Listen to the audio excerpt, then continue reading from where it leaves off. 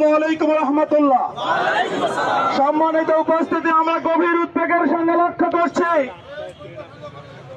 ফিলিস্তিন নামক যে রাষ্ট্রটি আমাদের প্রথম কিবলা বাইতুল আকসা সহ ফিলিস্তিনের সকল নাগরিককে মৃত্যুর মুখে ঢেলে দেওয়ার জন্য যে রাষ্ট্র ইসরায়েল নামক রাষ্ট্রটি হত্যাযজ্ঞ চালিয়ে যাচ্ছে, আজকের এই সমাবেশ থেকে আমরা তাদের প্রতি গভীর নিন্দা জানাতে চাই। সংগ্রামী উপস্থিতি, আজকে আমি চিলাহাটিবাসীকে উদাত্ত আহ্বান জানাতে চাই যে আপনারা যারা যে সমস্ত দোকানদার ভাইরা ইসরায়েলের পণ্য বিক্রি করতেছেন, আপনারা ইসরায়েলের পণ্য বিক্রি করা বন্ধ করে দেন। যদি আপনারা ইসরায়েলের পণ্য বিক্রি করা বন্ধ না করেন, জনগণ আপনাদেরকে বর্জন করবে।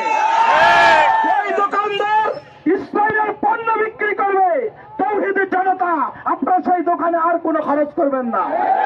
সংগ্রামী উপস্থিতি, আমি জাতিসংঘকে লক্ষ্য করে বলতে চাই, আপনাদের কর্ণ কুহুরে কি ফিলিস্তিনের আত্মনাদ পৌঁছতেছে না?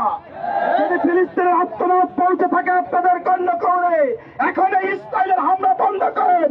মুসলমানদের প্রাণের দাবি বাইতুল আকসাকে রক্ষা করার জন্য আমরা আমাদের জীবন দিতে প্রস্তুত আছি।